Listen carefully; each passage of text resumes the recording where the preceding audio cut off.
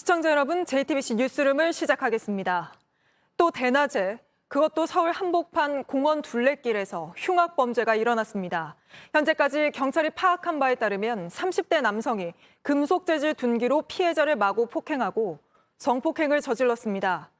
당시 근처를 지나던 한 시민이 살려달란 비명을 듣고 신고해 남성은 현행범으로 바로 체포됐지만 병원으로 옮겨진 피해자는 생명이 위독한 상태인 걸로 전해졌습니다. 먼저 최지우 기자 보도 보시고 바로 경찰서로 가서 수사 상황 알아보겠습니다.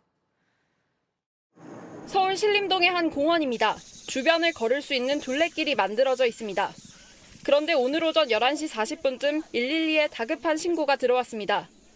공원 주변 산책로 숲속에서 한 여성이 살려달라고 소리치고 있다는 내용이었습니다.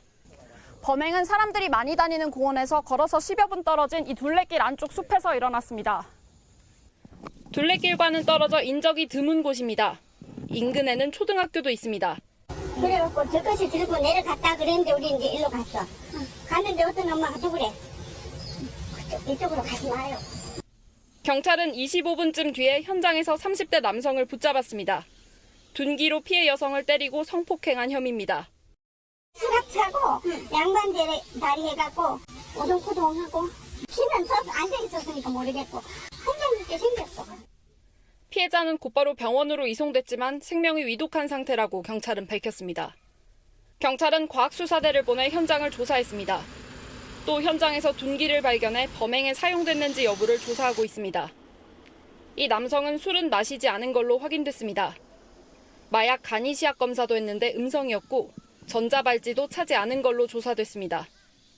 경찰은 남성이 피해자와 알던 사이였는지 등을 조사하고 있습니다. JTBC 최지우입니다. 다음 소식입니다. 민주당 이재명 대표가 백현동 개발 특혜 의혹으로 네 번째 검찰 조사를 받고 있습니다. JTBC 취재 결과 검찰은 이 대표가 성남시에 최소 200억 원의 손해를 끼친 걸로 보고 있습니다. 반면 이 대표는 한 푼도 사익을 추구하지 않았다. 검찰이 영장을 청구하면 재발로 나가 법원 심사를 받겠다는 입장입니다. 먼저 이 내용부터 박병현 기자가 보도합니다. 검찰은 이 대표가 성남시장 시절 성남도시개발공사를 배제하고 민간업자에게 이익을 몰아주며 시에 손실을 끼쳤다는 배임 혐의를 적용했습니다. 액수는 최소 200억 원으로 특정했습니다. 민간업자가 성남도시개발공사의 참여와 함께 용역비 200억 원을 제안했었는데도 이익을 포기한 걸로 본 겁니다. 이 대표는 그동안 공사가 반드시 참여할 의무가 없다고 주장해왔습니다. 그런데 2014년 2월 성남시 문건엔 개발을 하면 공영개발 방식으로 하겠다고 적혀 있습니다. 그런데 다음해 3월 이 계획이 뒤집힙니다. 성남시가 공영개발을 맡는 성남도시개발공사를 사업에서 빼고 민간업자가 단독으로 하도록 허가해줬습니다. 성남시가 받을 기부 체납도 건물 대신 땅으로 바뀌었고 민간 아파트 공급도 100%에서 10%로 확 줄었습니다. 검찰은 이 대표 등이 민간업자에게 편의를 봐준 걸로 보고 있습니다. 위임받은 권한은 오로지 국민을 위해서만 사용했고 단 한 푼의 사익도 취한 바가 없습니다. 공사가 개별 지분을 가졌을 경우까지 감안한다면 배임 규모는 더 늘어날 수 있습니다. JTBC 박병현입니다. 다음 소식입니다. 감사원이 잼버리 대회 유치부터 폐영까지 감사로 따져보겠다고 밝힌 가운데 김관현 전북지사가 오늘 국회를 찾아 감사가 공정하게 진행될지 우려가 있다고 말했습니다. 김 지사는 그러면서 국회 국정조사를 해야 한다고 주장했습니다. 고석승 기자입니다. 김관영 전북지사는 잼버리 파행 사태에 대해 미안하게 생각한다면서도 영국 등의 조기 퇴영에는 안타깝다고 했습니다. 퇴영까지 결정한 점에 대해서는 저희들 개최지로서는 상당히 많이 안타깝고. 앞서 김 지사는 지난 14일에도 영국이 철수 이유를 정당화하기 위해 화장실 문제를 부각시켰고 소셜미디어로 문제점이 증폭됐다고 말해 논란이 됐습니다.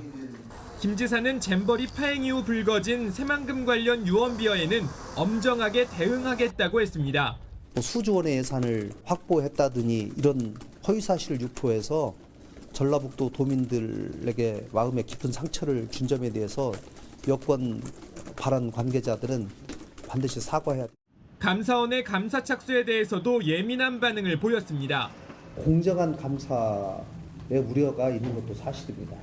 그동안의 감사원의 행태에 비춰봤을 때 그러면서 국정조사가 필요하다며 언제든 국회에 출석하겠다고 했습니다. 국정조사는 그 진행 과정 전체가 국민들께 공개되고 국민들의 궁금증을 국민의 대표기관인 국회를 통해서 풀어낼 수 있는 장점이기 때문에 JTBC 고석승입니다. 휴가철 많은 사람들이 찾는 계곡이 고기 굽는 냄새와 쓰레기로 몸살을 앓고 있습니다.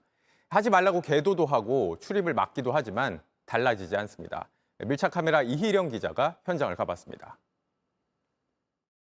숲이 울창하게 우거진 이곳은 덕동 생태숲입니다. 지금이 휴가철 막바지라서 많은 사람이 찾아왔는데요. 그런데 이 생태숲이라는 이름과 맞지 않게 입구에서부터 고기 냄새가 심하게 나고 있습니다. 어떻게 된 상황인지 직접 안으로 들어가서 살펴보겠습니다. 한쪽에서 삼겹살을 굽습니다. 프라이팬에는 기름이 가득합니다. 다른 분은 다 거먹기잖아요. 거먹는 건데 조심할게. 본 거니까 마저 붓고. 계곡 곳곳에는 산불을 조심하라는 현수막이 붙어 있습니다. 그런데 돌아다니다 보면 이렇게 휴대용 가스레인지를 가지고 와서 불을 쓰고 음식을 해먹는 사람들을 쉽게 볼 수 있습니다. 취재진이 다가가자 라면 국물을 급히 쓰레기 봉투에 넣습니다. 현수막이라든지 이런 거 설치된 거는 모르시죠? 봤어요. 금지 사항이 여기저기 붙어 있어 모를 수가 없습니다. 도리어 화를 내기도 합니다. 아니 지금 잘 놀는데 와가지고 뭐하는 거지 지금. 이런 거 단속하면서 우리 국민이 어떻게 살아 좀 먹고 살게 냅둬야지. 아예 식탁에 파라솔까지 세워두고 술판을 벌입니다. 기름 묻은 철판에 세제를 붓더니 설거지도 합니다. 물 오염되잖아요. 오염이야 되겠지.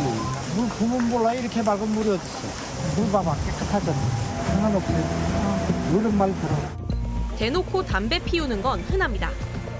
아이들에게 성숙한 국민의식을 보여주시기 바랍니다. 사람들이 물놀이를 하고 있는 계곡 입구 한쪽을 보면요. 종량제 봉투가 가득 쌓여 있습니다. 봉투를 한번 살펴보겠습니다. 봉투 표면에는 재활용품 같은 경우에는 종류별로 분리해서 다른 봉투에 배출하라고 돼 있는데요. 실상은 그렇지 않습니다. 페트병 그리고 먹다 남은 음식물 쓰레기가 그대로 버려져 있어서 악취가 심하게 나고 있습니다. 구더기 때도 생겼습니다. 라면 끓이고 막 찌개 끓여 해먹고 남은 거 그냥 막 놔두고 지금 개판이요. 계곡에서 때를 밀고 머리를 감습니다. 2년 전 밀착 카메라가 찾아갔던 곳입니다. 보도 이후 이곳엔 자연 휴식연제가 적용됐습니다. 하지만 여전히 몰래 찾아오는 사람들이 많습니다. 예외를 자꾸 두다 보면 자꾸 들어가셔가지고 7분이면 돼요. 알고 오셨어요? 간판 봤어. 안 와요 안 와. 취사 도구와 식재료도 보입니다. 뒤늦게 나타나더니 발뺌을 합니다. 분명 계곡 출입은 막혀 있습니다. 안내 문구 써 있는 거 봤을 거 아니야. 해제가 언제까지라고 안 적혀져 있어가지고. 하지만 사용한 기저귀와 낚싯대, 생고기까지 온갖 쓰레기가 넘쳐납니다. 비양심적인 행동들이 하나둘 모여 결국 모두가 계곡을 즐기지 못하게 됐습니다. 남들도 다 하던데라는 말은 핑계가 될 수 없습니다. 밀착 카메라 이희령입니다. 안녕하세요. 뉴스룸 앵커 한민용입니다. 오늘도 JTBC 뉴스룸을 시청해주신 여러분 고맙습니다. 오늘 저녁에도 뉴스의 현장에서 찾아뵙겠습니다.